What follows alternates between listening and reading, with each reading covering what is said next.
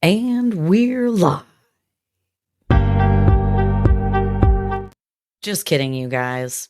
I was going to do the countdown, but I wasn't paying enough attention when it started. So it's weird to have you see me go to a countdown and then come back again. What do you think? Should I start the countdown now? We don't have any viewers yet. Okay, watch out. It hasn't started yet. Hold on.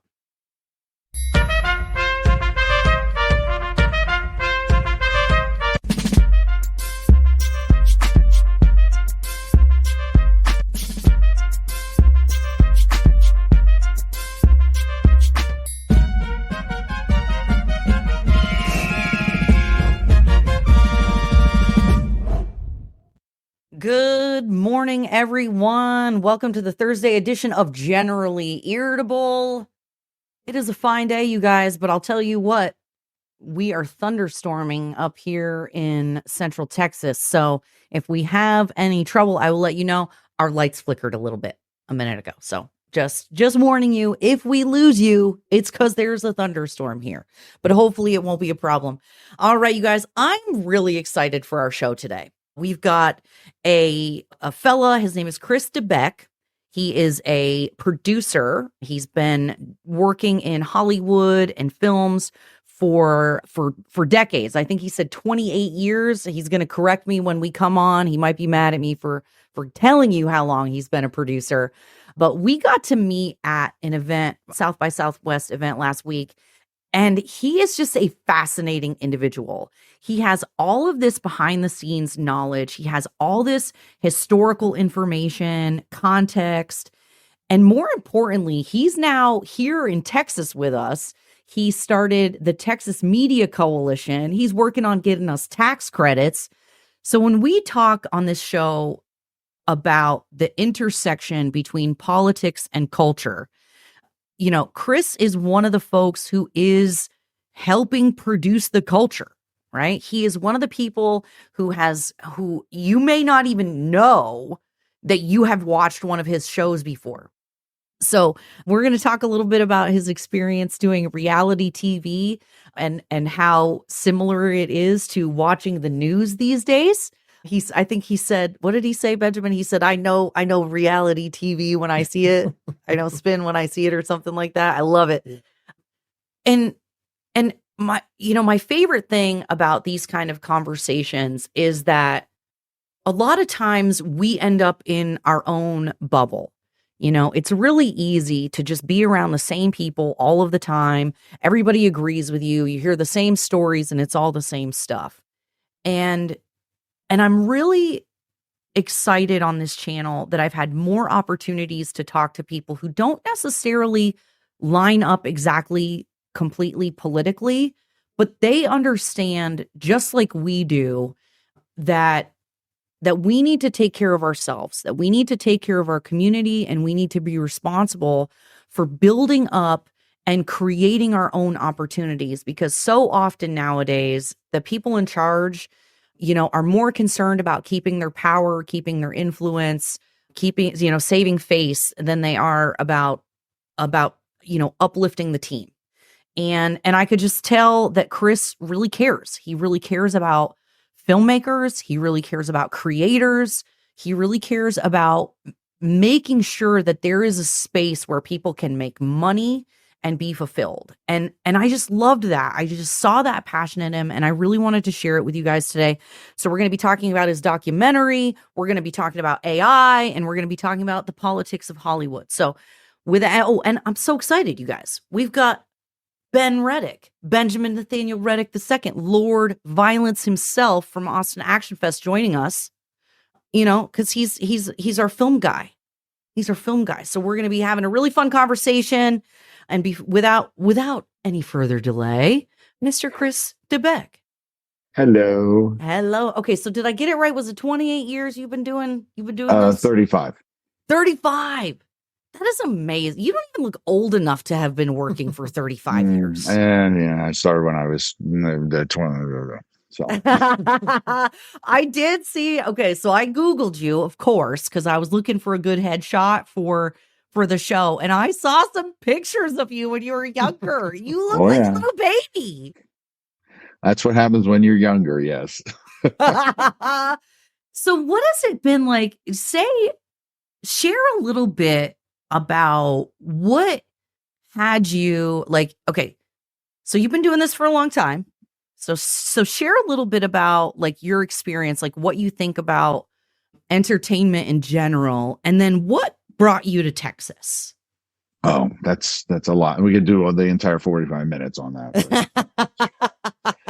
Well, first of all, I started the first job I ever had in the entertainment industry was the grand opening of Disney MGM Studios in Orlando, Florida. So that was in 1990 ish. And it was fun. It was something I never experienced before. I didn't want to get film and TV. I didn't go to film school. I didn't do any of that. I was actually a sous chef, but I liked Okay, you went from being a sous chef to being a producer. We're gonna have to there was share that. many years between the post, but yes. So when you worked at MGM, were you working as a chef or were you No, working? no. In the entertainment industry, there's a position called craft service. That was the first job I had. Right. Okay. So I was assistant to a craft service person. Then I just learned, I found different pathways. I did craft service for like a year and a half, and then I had an opportunity to work as a PA. Then I PA'd, but I PA'd in many, many different jobs. I mean, I think, I can't speak for anyone else, but I'm one of the few people in Hollywood that has actually worked in every position with a camera. I mean, I was a grip, I was camera, I was, hell, I did hair and makeup on a show because the hair and makeup girls got sick. So, I was brushing hair and powdering a nose. And, I was just like, I mean, the job's got to get done, know? So what are you going to do? Be cute about it? And no. Yeah. So I've literally held every position you can. I mean, I did special effects. I was working on The Crow when Brandon Lee was killed. Yeah, that's a whole story. My job was very simple. I had a little sledgehammer, and the director Alex Proyas would yell action, and I would walk up and down hose lines because if you remember the first Crow, there was a lot of rain. It was rain. It was at night. It was cold. Yep. It was kind of gross. So the only job I had in special effects was to walk up and down the hose lines and break the ice because we were shooting in North Carolina, February, and it was cold and freezing and rain. And so I'd smash the hose lines in order to have rain. So that was what I did. Okay, so side note, we're going to derail a little bit here. I'm just curious. When I saw that they were remaking The Crow, I had a feeling about it. Because Brandon Lee died on that set, there was something to me that feels like sacrilegious. Yeah, like they should not. I'm curious, given that you were actually on the set, do you have a feeling about it? Am I just being a weird emotional girl about it? Or well, I mean, first of all, Hollywood is making money, and frankly, to be honest, Brandon would be a star right now if he'd be alive. Yeah, it was a terrible accident. There wasn't a curse. There were aliens didn't come down and try to and kill him. I mean, it was a terrible accident that culminated in several smaller incidences. Like it started with a piece of the fake bullet that my department made broke off and got lodged in the barrel. Then the prop master didn't look down the barrel of the gun when he handed it to the actor. Then the actor pointed it at Brandon when he never should have pointed it because there was no reason, Brandon, because the actor was off camera. So there's wow. Does this sound familiar? It's just a domino effect of things that happen. So that sounds a lot like the circumstance with Alec Baldwin. Yeah. Well, it may sound like that, but I think those two situations are absolutely very, very different. Okay. Yeah, I mean, because there was a live round in that gun. Right. But I mean, like the failure, like the constant failure, and then pointing at somebody when you don't have to. And it's just again, when Rust came out, I got calls from various news organizations to ask me what my thoughts were on this. And I turned them all down because I'm like, what thoughts? Somebody fucked up. Sorry. No, you're fine. You're totally fine. Don't worry about it. So somebody screwed up. I mean, I wasn't on set, so I can't tell you. With The Crow was a different situation. I kind of seen all the steps and what happened. But with this, no, I couldn't say anything to it other than Why is there a live round anywhere near that set, It's guys? impressive. Yeah, I mean that's pretty wild. Especially Benjamin as a stunt man, fight coordinator, you know, and you've been on sets where you're handling guns, you're handling munitions, right? Was it Total Recall that you guys had? Sorry. I knew I was going to do that. Total Rewind. You guys were like had cannons and stuff there, didn't you? No, we had a 50 cal. We had a couple of different things. Okay. Very careful. The people I work with, I trust for this reason. And I mean, very rarely do we use blanks, and we've never fired blanks directly at a person. Yeah. So, and that's a lot of the projects you do with Matt Poitras here or Darren, like those are heavy guns, stunts. I'm just thinking about the one that you worked on, the cowboy one too. You guys had Glass Posse. So you're working with these things a lot. Yeah. It's almost surprising that there isn't more accidents. Maybe that's a testament to how good the stunt people are and how good the prop people are. Yeah, the people we work with are heavy into action and do this all the time. So yeah, it's just not that kind of a. There shouldn't be any accidents. There shouldn't be any because there's no cause for it. Well, and what is it? I mean, you've got the point is that you have redundancies and processes and procedures to avoid these things, right? Correct. Yeah, you should. In theory. Okay, so getting back to my original, since I derailed us, how did we get so lucky to have you grace Texas with your presence? What brought you to Texas? So I spent 6 years producing for James Cameron. I produced his underwater documentaries: Aliens of the Deep, Ghosts of the Abyss, Expedition Bismarck, and Last Mysteries of Titanic. And that was from the year 2000 to 2006. So I became friends with the family. John Cameron is Jim's baby brother. He was one of my best friends. So throughout the years, I've had other jobs. I spent 6 years as the vice president of production for E1, Entertainment One Television, which just got purchased by Lionsgate. But because because I spent so much time with the Cameron family and Jim and John, they bring you in and out all the time. It's like kind of being in the mob. Just like when you thought you were out, they bring you back in again. So with the advent of the pandemic, 2020, the show I was working on shut down like everybody else did. John calls me up and a couple of months later, like in April, May, and says, "Hey, I need your help with Jim to go get Avatar 2 Way of the Water up and running.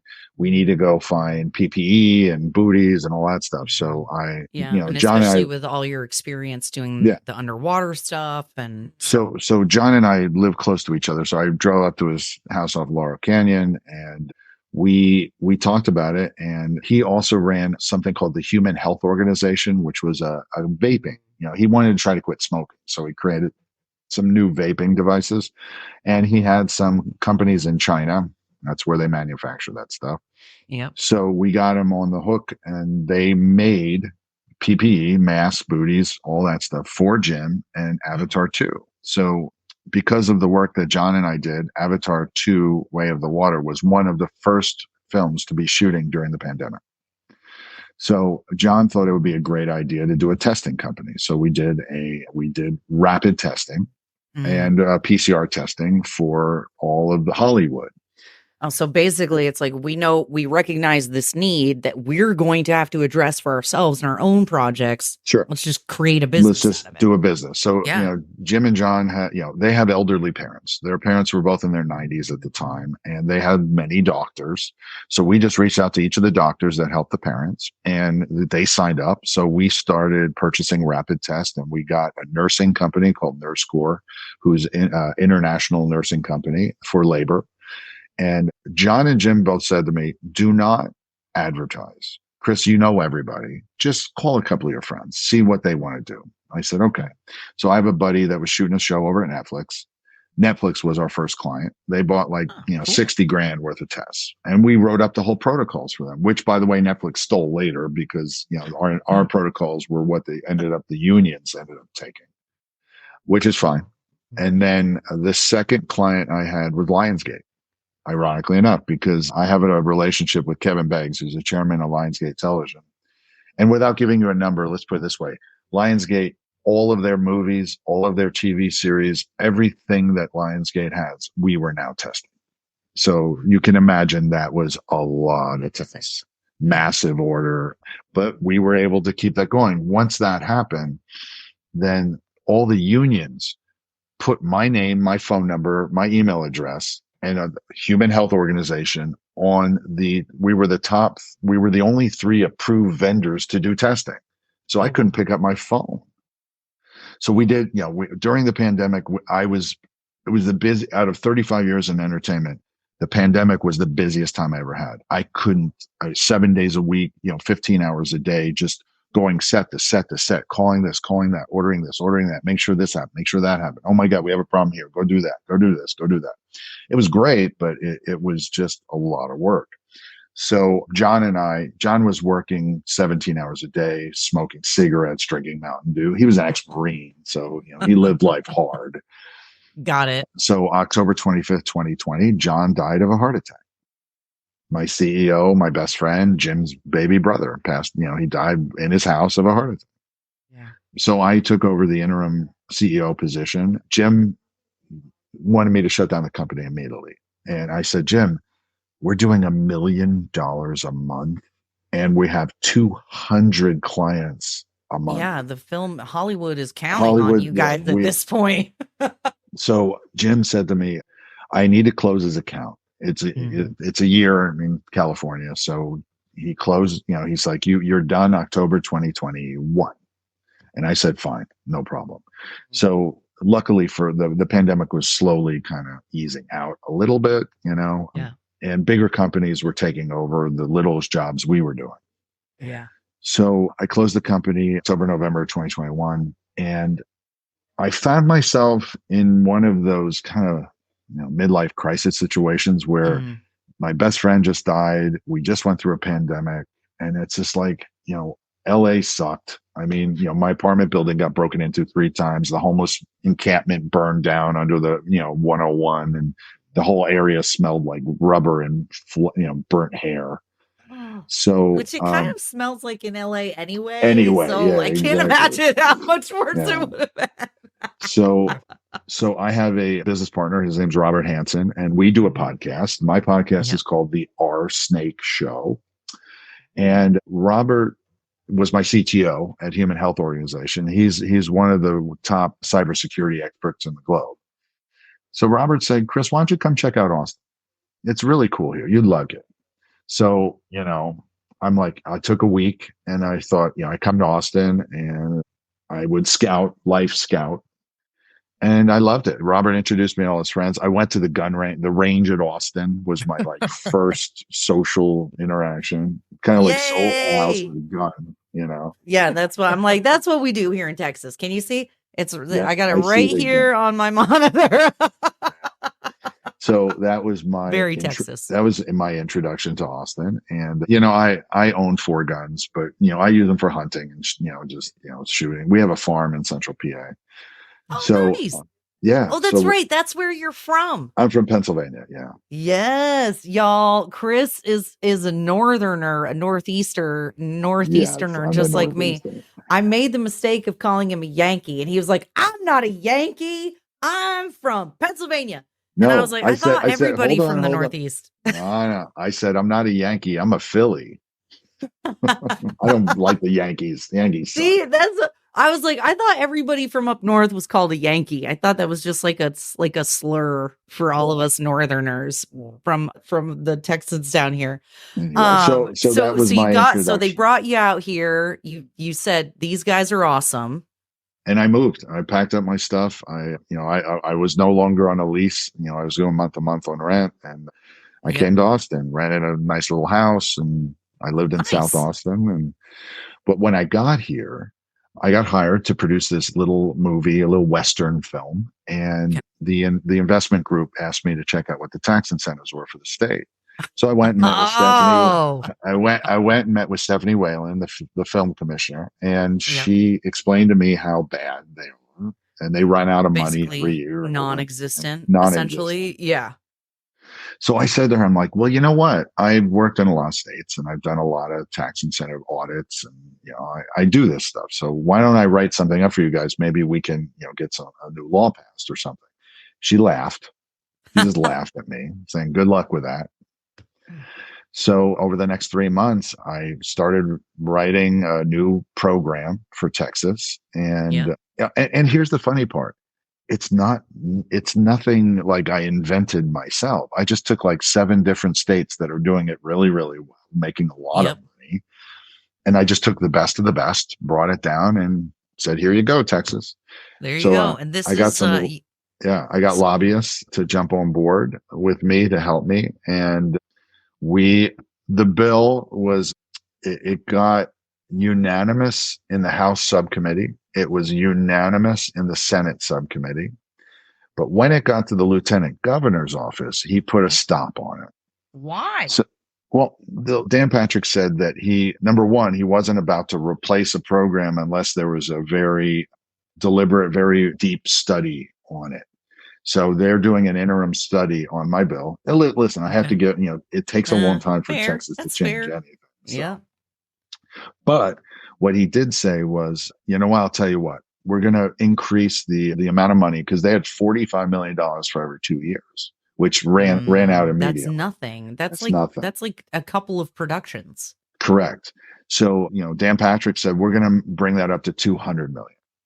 So that'll help kind of kickstart you guys while we do the interim study for the next session to see if this is where we want to go. What would be worth it? You'll have enough money to bring in business and then prove to us that, this will work. And we took it as a win and said, yay. Yay. I mean, that is a win, y'all. So check out, it's Texas Media. Ooh, there we go. Texas Media Coalition. And so here's their website so you can learn more. I just put the link in the chat for everybody to go check out. So Texas Media Coalition. So you are not part of the Texas Film Commission. No. You basically started a separate organization to cooperate to try to get the Texas Film Commission to do something, basically. No. Actually, the Texas Film Commission does do something. They administrate. Okay. But what we were trying to do is get the government of Texas, the state government, we shine a bright light on a problem that exists here in Texas. Now, unfortunately, there's not a lot of work here for film and TV. There's independence. They have independence. They have commercials. They have video games. But coming from LA, working in Georgia, working in Louisiana, Oklahoma, New Mexico, Pennsylvania, New York, New Jersey. I mean, I could go. I could name 15 states right now that are doing better. Yeah. I couldn't work here. I couldn't get a job. So I just finished 2 movies in LA. I got a movie I'm going back to Pennsylvania to do, and then I got another movie in Georgia. So I would love to continue living here, but it's a little rough. Well, and this is one of the interesting questions I would love to get your perspective on, because you mentioned there's independent projects here, and I think a lot of independent filmmakers are actually afraid because what is it? Disney is building a sound studios now. Netflix is building here, and I think a lot of independents are actually afraid of Hollywood coming here. Wait, do you they're know building here? Tell me where. It's what is it? Dripping Springs. They got Dripping Springs and Dripping Springs is Stray Vista. They have a virtual production stage down there. Yes, correct. But like Zachary Levi's here, I don't know what his plan is. Zach, we just had an event. I'm on the board of something called AEB, which is All Entertainment Business, and we just had a big event at South by with Zachary Levi, and our organization is working with Zach he owns 90 acres in Bastrop.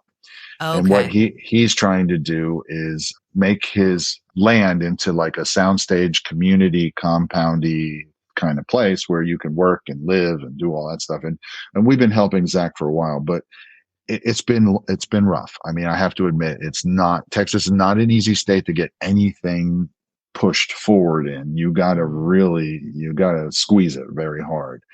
So yeah, I'm familiar with a lot of that. There's a studio in San Marcos that they've been talking about building since I arrived here, but they never stuck a shovel in the dirt yet. So I have no idea what's happening with that. Interesting. The only thing I know is that Tommy Warren and Spiderwood Studios out in Bastrop, Yes. they have been working to try to expand. They've been working to try to do something. So I think Bastrop will actually be the next place that has more work, more attention will be placed to from various studios and other companies. So do you think will the tax incentives and the new law, do you think it will separate or differentiate independent from bigger budget films? Do you think there'll be like, are you trying or are they trying to make sure that there's a carve out for both so that local folks don't get pushed out? No, local folks, the whole idea is to get local folks working. Okay. So we want the that. big movies. We want the TV series because Texas right now, with all the things that were passed in this past legislation, they have a 70% requirement to residency requirement. We lowered it to 55 because the problem is that all the studios will bypass Texas. They'll fly right over the state, not even look at us with a 70%. We wanted 0. And the reason we want 0 is because there are a lot of other states, the very successful states, all are 0 residency. Because the idea is that we just want you to come here, spend the money that you have here. We will hire local people. We will always hire local people because that makes more financial sense. And some of the legislators didn't really understand that. They're like, well, if you're going to make it 0 residency, that means you're taking away jobs from locals. I'm like, no. We're making more jobs for locals because we're not putting handcuffs on the big companies that want to come and spend their money. Here's one thing I will say specifically as a stuntman. I've been on many projects that came from Hollywood and we were background. We were not the stars. And it's not because there's a lack of talent and skill here, but they flew in people from out of state to do some of those jobs. Like Battle Angel, Alita. So I'm not gonna projects. I can't say that happens on every project, but I can say there's been some I've been a part of where I've seen that. So it's not an unreasonable fear, but the question is overall, like you're saying, is it a net gain or net loss to Texas actors, filmmakers in general? Well, my thought, our entire thought process is that we need to get them here first. Okay. They need to come here to see you, both of you, to see the talent we have. And they're not doing that. So we have to do something. I mean, we're doing Hail Mary passes on all of these different things to bring them here. Now, Taylor Sheridan. Wasn't Battle Angel, like when was the last big project here? 2017. It's been a while. 16, 17. Yeah, Battle Angel Alita is the only one I can think of that was really big that was shot here recently. Well, so I'm sorry I interrupted you. Taylor Sheridan is the Paramount's golden boy. I mean, he's doing Yellowstone and all this stuff. So Taylor Sheridan's up in Dallas. He has the 4 Sixes Ranch, and he wants to produce a lot more in Texas. So we also believe that $200 million thing that Dan Patrick gave us. We think that there was something with Taylor Sheridan involved with that too. But Taylor, I gotta say, Taylor needs to step up because Taylor's flying in his stunt crew and all his team from Montana, and he's not hiring local Texas folks like he should be. And I think that is exactly what I think the worry is. Is like, what did I hear? So don't Hollywood my Texas. But it's like, but at the same time, you're right. If there are no projects here, if people aren't willing to look, then how do you build the industry? Well, the interesting part is that the whole reason one of the main reasons Austin Action Fest got started was because we saw that our people were leaving. Like our most talented stunt guys were leaving the state because there was, like you said, there wasn't enough work. So when these projects did come, I do know there were some instances where our top talent wasn't here. They were in LA, they were in Georgia. Sure. So it's like a chicken egg deal. Yeah. But I'm curious, when you talk to Dan Patrick and all these individuals, because I've been so curious about this, because I talked to the Texas Film Commission when I was at South by Southwest this last year. Yeah. And we've tried. Hold on. Wait. I just got a question. What are their pushbacks against matching the incentives some other places? Ooh. Understand it? Like, Good question. or was it a financial thing? Like they don't think they're going to make the money back, or because it seems like the math is in the favor of the incentives. So, good question. So first of all, they currently have something called TMIP, which is it's a grant program, and there's only 3 other states in the country that do cash grants. So when you do a cash grant, you need to pull money from a bucket, from a tax bucket, from some bucket that taxpayers are paying into. So right now, the way they look at it is they get it from the hotel restaurant tax, the rental car tax, tourism tax of sorts. That's where they're pulling the money out of. But my program, the one that we introduced that they're doing the interim study on, is very similar to Georgia and New Mexico, where it's tax incentives, where you spend $10 million, and at the end of your production they audit you. Okay, great, you followed it. Here's your, you get 20% back. So here's a Bed Bath and Beyond coupon for $2 million. So you take your coupon and you go to United Airlines, Southwest, you go to whoever is a large industry player in the state and say, listen, I have a $2 million tax rebate. I'll sell it to you for 1.8. So now whoever you're selling it to is going to save $200,000 in their tax. Now, who wouldn't want to do that if you're spending that much money? Correct. So this is the same program that many of the successful states use, and that's what we're doing. But with Dan Patrick and those guys, they didn't know how it worked. Even though we met with the comptroller, Glenn Hager, Glenn looked at our bill. He saw the tax buckets we were pulling out. It was like the insurance tax. It was the fuel tax. There was taxes where it's not going to affect school programs. It's not going to affect healthcare or roads. We were pulling it out of stuff that hasn't really been touched by the state. So when Glenn Hager looked at our proposal, he was like, yeah, this works. This is easy. We can do this, no problem. And I hired a tax expert. I spent my own money, by the way, hiring a tax expert to tell us how to make this all work. He helped write the bill, and that's kind of where we are. That is amazing. I love it. And this is really what is required. And I love it.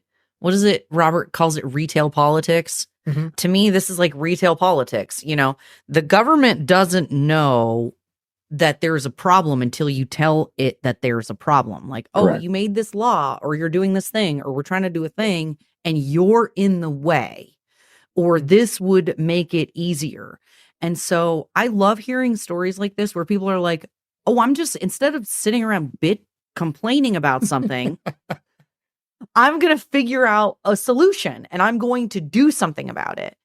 And that's what I love what you said there, Chris, because and this is why I think I resonated so much with the things that you were sharing, because our goal with, for example, Generally Irritable, this channel exists to help facilitate an engaged and informed electorate. The Austin Action Fest exists and market exists to get creatives paid, right? We're out here trying to help our brothers and sisters, the people that we work with, our colleagues and our cohorts, to make sure that they have opportunities. And that is really the difference between somebody who's a producer or an entrepreneur and somebody who is just an employee and just will show up. And I don't mean to sound degrading, but that's that brain that you have, Chris, that Benjamin has, is like, how do I pull up everyone else behind me? How do I raise the tide for all of the ships? And I love that. I just love that that's where your heart is for people, and that's what you're trying to do. I think that is so cool. So one of the things we started to talk about at the party last week was artificial intelligence. And that has been the big buzzword in Hollywood the last 9 months or so, with the writer's strike and the actor's strike. And, then what was it? They came back at the producers, or somebody came back and said, oh, well, in order for us to sign this deal, we have to take 3D scans of you and your face and all this other crazy crap. And I was like, we've been doing that for years, by the way. They've been doing that for more than 10 years, 15 years. You mean more than just like the motion capture stuff or like Star regular. Wars. Have you seen any movie that has visual effects in it? I mean, here's the, yeah, you know that. I mean, the problem with this is that they've been doing that for a long time, and now all of a sudden you're talking about it and you're pissed off about it. Doesn't make sense to me. So has this been kind of like, has this been an undercurrent for a long time, and somebody like me who's a normie is just hearing about it? Has this No, conversation been happening for a while? Not really. I don't think so. I don't think until OpenAI came out with ChatGPT and showed exactly what it's about. Like, you know, when with any, again, Star Wars or, you know, Avatar, the first one, or any of these movies, they're wearing the ping pong ball suits. They scan the people anyway. Yep. That's exactly how we make movies. That's how we make, you know, I did a movie called Dinosaur in 1999, and it was a live action animation project. It was for Disney, where we took, you know, fake dinosaurs and put them in real, you know, we shot real settings with real people and we put the dinosaurs in the movie. We were doing that then. So, you know, yeah, I mean, but now because of ChatGPT, OpenAI, now they're showing exactly, you know, how it works. Now everyone's getting pissed off. I think it's also because I can admit that I can understand for a minute when I saw why people were so upset. Like at South by Southwest, they had AI that would mimic Rihanna's voice. So if you get to the point where you can mimic my voice, my movements, you've already got a 3D scan of my face and my body. I can understand the absolute fear comes with that. But that can't even be okay. Who created? I'm going to tell you who came up with the best technology for that about 15 years ago? Porn. Again, they've been doing that too for years. I mean, whenever you see a new technology come out in our business, most likely porn had something to do with it. Yeah, because haven't they been doing that thing where they like put a famous person and they like fake a thing and it's the whole thing? Yeah, that is terrible. It's terrible. It's horrible. It's evil. It shouldn't be done. Yeah. So here's my deal. As a business owner and as a person who helps other businesses streamline, become more efficient, and all of that stuff, what I don't ever say to any of my clients is you should fire everyone and replace them with a robot or a fake image of a person. You know what I mean? Like, what? No. Listen. Do you want to? Let's get to it. Let's get to the point. Is all right. So AI in our industry needs to be seen as a tool.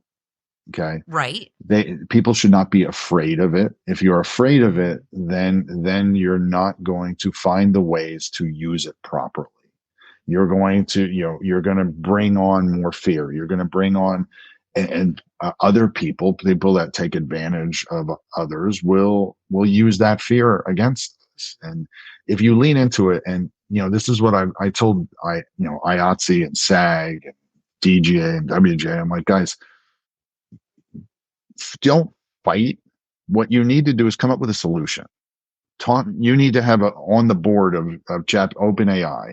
There needs to be an actor. There needs to be a writer. There needs to be somebody from our industry, some creator that needs to be on our industry on the board of each one of these AI companies to kind of help them develop it so it doesn't take away our jobs and we can use it as a tool. Like I see ChatGPT as an amazing research tool when you're writing. So if you're writing a script about maybe an area you're not very familiar with, you go into ChatGPT and say, I want to know about Morocco, or you just Google it. I mean, Google is AI. That's the other thing people don't understand is that, when you Google anything, that's an AI you're talking to. And you've been doing that for 10 years and 15 years. Well, and that's even as an accountant, right? I have my accounting practice. I literally was just doing a presentation yesterday about QuickBooks, how it has AI and the AI is trying to figure out how to help you. It's just terrible. It's just absolutely horrible at its job. But, and that's why I think what you said is so important is because I have yet to read a script or anything written by ChatGPT that doesn't sound stupid or terrible, that doesn't need human intervention to make it normal. Listen, there. To be honest, my answer is that you're not going to find anything that's going to replace human creativity. At least not in this century, not in this time. Maybe in 10 years, maybe in 20 years, you'll find that. But right now, today, tomorrow, the next 3, 5, maybe even 10 years, no one's going to replace that. I mean, even Battle Angel Alita. I love Jim, and I worked for Cameron for those years. It was kind of hard to watch. I mean, Alita, you knew Alita's fake, Oh yeah, the uncanny valley. Sure, but what I'm talking about is what Cameron did with Avatar. They're all actors. They're actors' voices. They're the real voices. They're the real movements. They're the real all of that stuff. Your AI is not going to be able to mimic that the way real people can do it. So Jim's doing the right way. He's sort of building it up, and he's using it as a tool in order to make the movies he wants to make. And I think a lot of filmmakers can use AI as a tool. And also, what's interesting, Bruce Willis. Do you know the story of Bruce Willis? When you say the story, what do you mean? So Bruce Willis has dementia, or Bruce Willis has a deliberate, he can't speak anymore. He can't act anymore. But I heard through many articles, I don't know how true it is, but they scanned him. They scanned Bruce Willis's voices before, everything went terrible for him.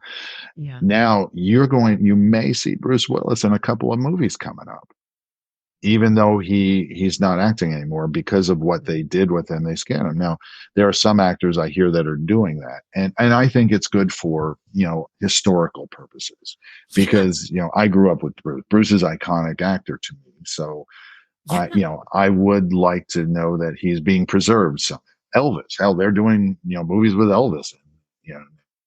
So this is, I think, how AI can be used in a way that can preserve historical, records of sorts. Yeah. I think it's kind of like just technology in general, right? So when we edit on, like nonlinear, so we have Final Cut, we have Adobe.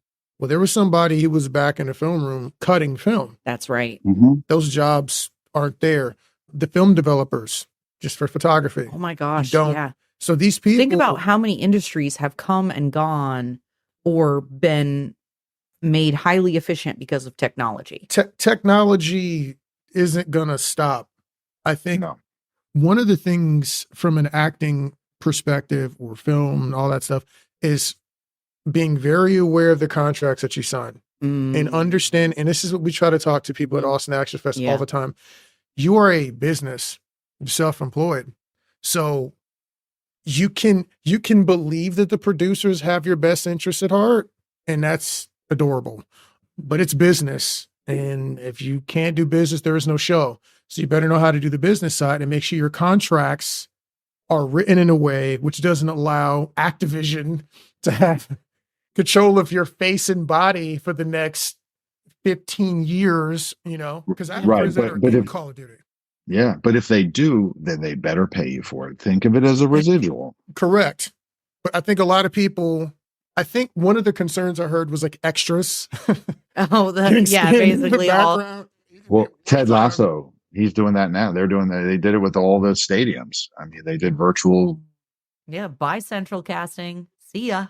Watch Ted Lasso very carefully on a 4K TV, and you're going to see what the backgrounds are digital and what the backgrounds are real.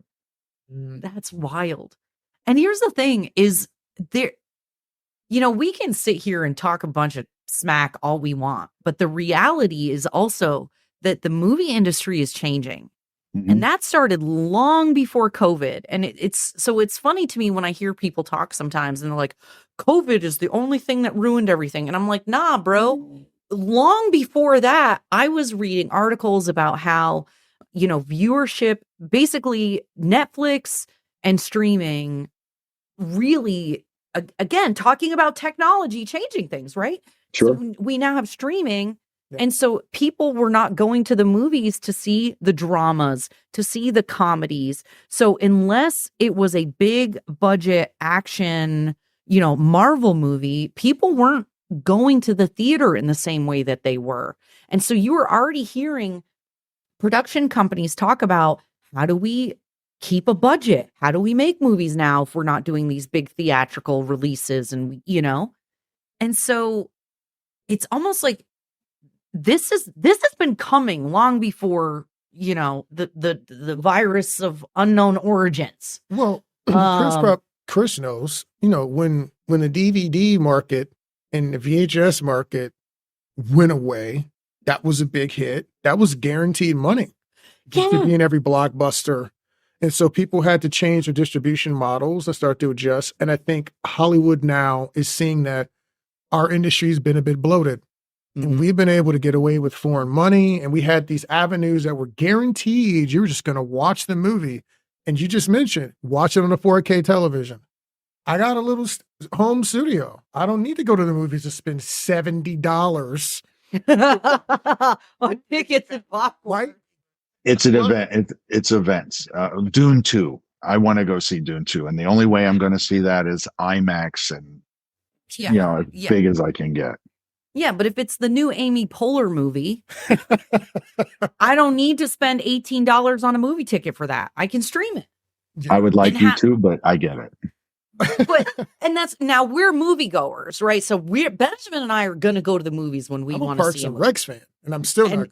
Yeah, no, but we're the kind of people who are going to go to the movies. But the majority, like the average American who just wants to be entertained and doesn't care, they're not thinking about the experience or the creators and how to have they just want to be entertained. They don't care. Yep.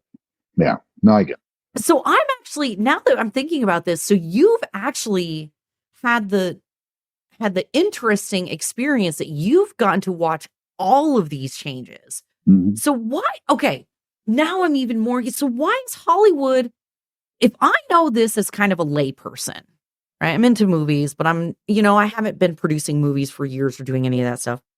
Why? It almost seems like Hollywood is reactionary or reactive rather than proactive. Like you see it's coming, you see the technology coming. Why does it seem like they're kind of like late? Do you think it's just the fear? Like, I don't think they want to accept the reality of the changing business. Sometimes, if it's not broken, don't fix it.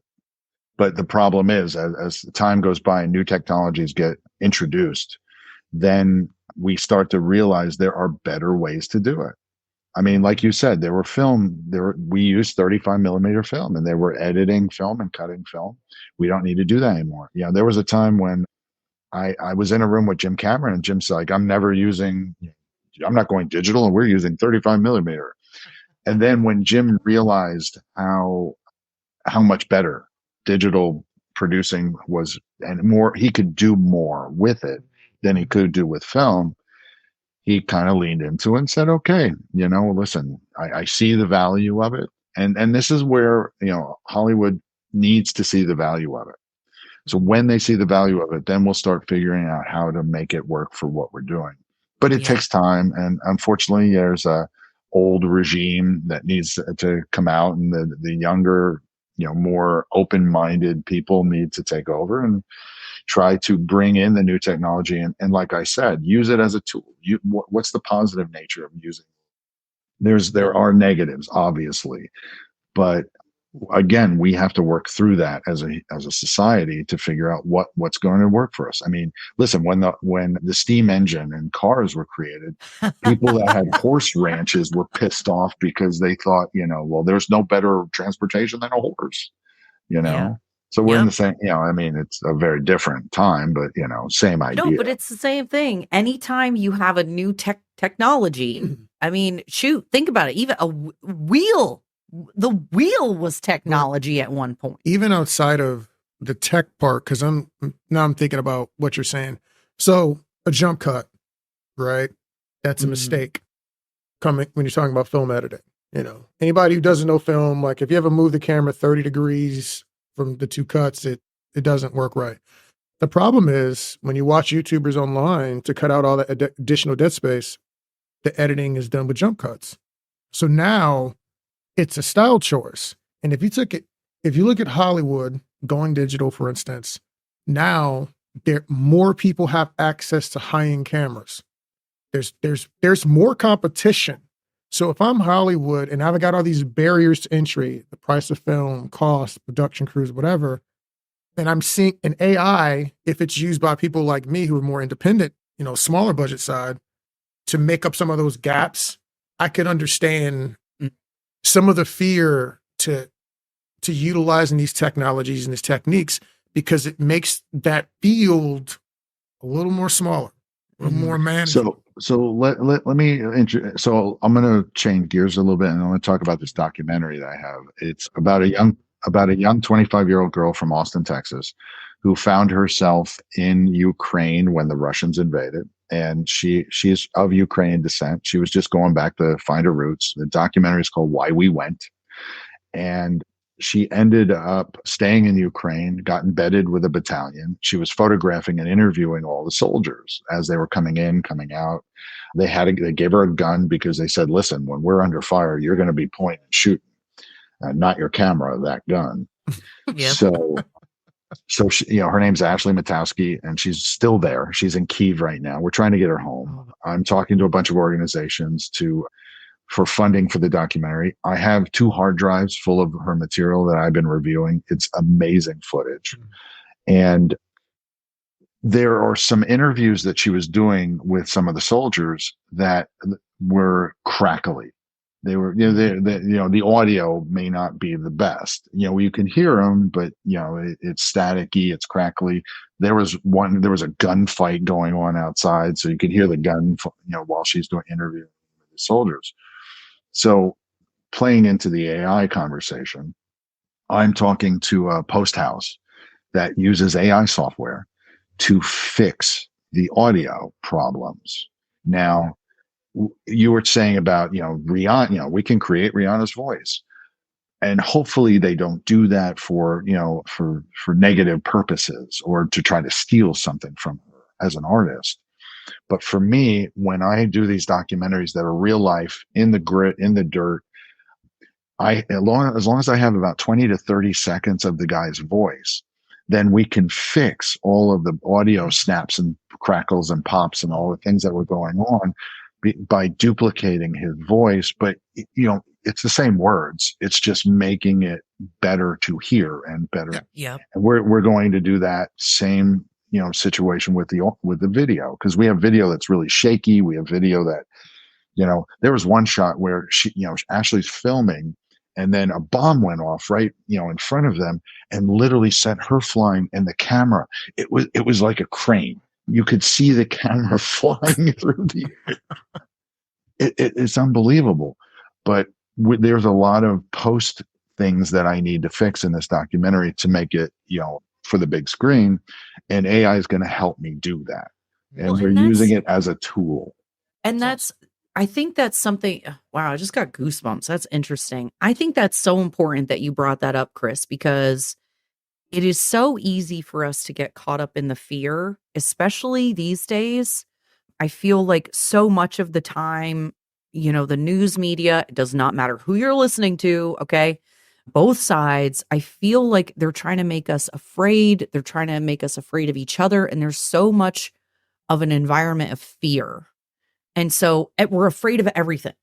And what I just heard you say is that this thing that everyone is afraid of, you're actually going to be able to use it to tell a really important story that needs to be told, that you might not be able to do otherwise without it. Yeah. Yeah. And, or at least because, and you guys may think I'm being dramatic, but as filmmakers, as people who create content and make film, sound is one of the most important aspects of anything that you produce. If it is crackly, if it is weird, if it sounds funky, people will tune out, they'll turn it off, and they won't listen.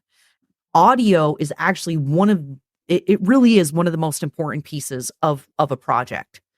And so just the fact that you'll be able to take that footage and make something out of it meaningful. And I think, why don't you tell folks a little bit more about the project? You said, what was it called again? Why We Went. Why We Went. And so this is a really, this is an on the ground telling of what is going on there. You know, when our media, when we know that the information we're getting is filtered, you know, it's filtered through these media organizations, probably filtered through the government, even, you know, what they want us to know. Having essentially a journalist, like a war correspondent on the ground, being able to tell the story. That's so cool. That is so important.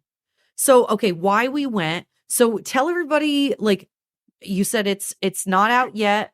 Oh no, we're fundraising. Okay. It costs money to hire editors, to pay the post house, to do all of that. We have 2 full hard drives. I also need to get Ashley home. She's in Kyiv. She ran out of money. Her parents have given her everything that they can get her. We're talking to the embassy about getting her a flight out so she can get out of there.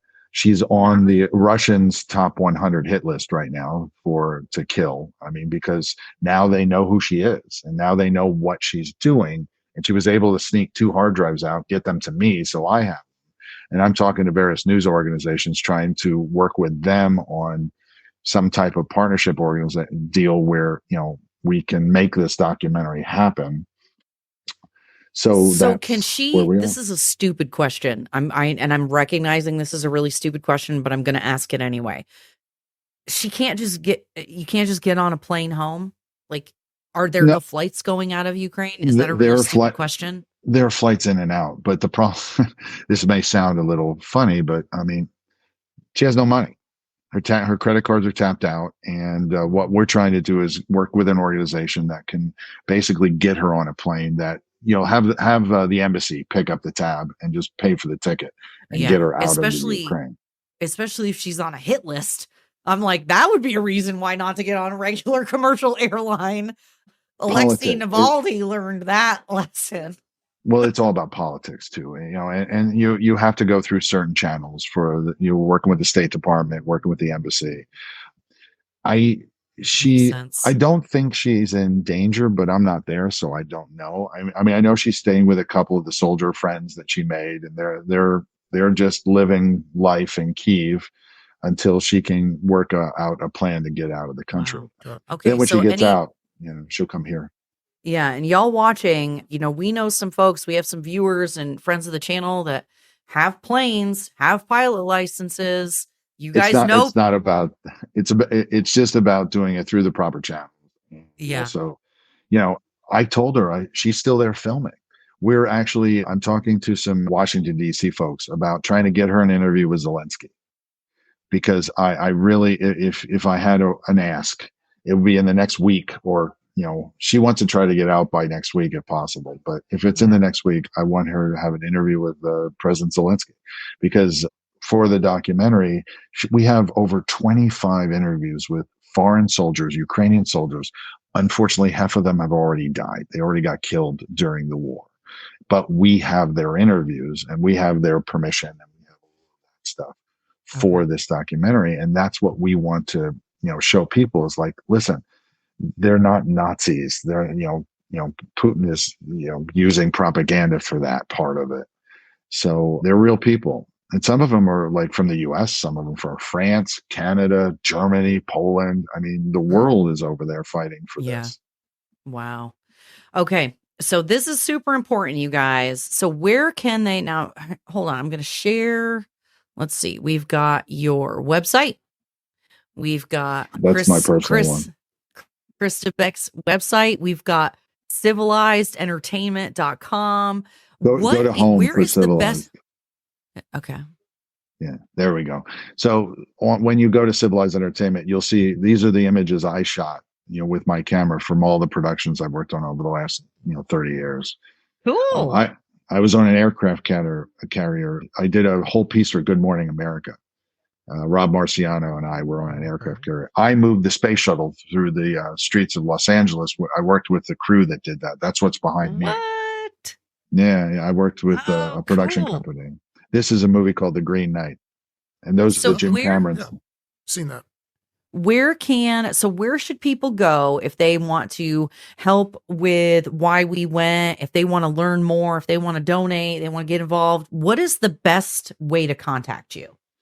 I have a LinkedIn page. So it would just be my Chris Debiec LinkedIn page is a good place. Civilized Entertainment, you can go to the website and send me an email through that. Texas Media Coalition has a website. You can go through that. Yep. I have multiple ways that you can reach me. Plus, if you look at IMDb, I think it has my email address on IMDb. So yes, so there is tons of stuff. Oh, I closed the other website. Oh, and then you're on LinkedIn. So you guys, you can find him everywhere. We got links to his websites in the description and in the comments. So definitely go check it out. I would love to see the Ukraine documentary. I think that sounds really interesting. My thing is always, I think the way you said it was that AI can be used as a tool. It's a starting point. And just like the news nowadays, it can be a starting point so that you can hear things. But I would much rather go to a documentary, a book, somebody's firsthand experience on any given situation or matter, because that's where you're more likely to find, the middle of the truth. Do you know what I mean?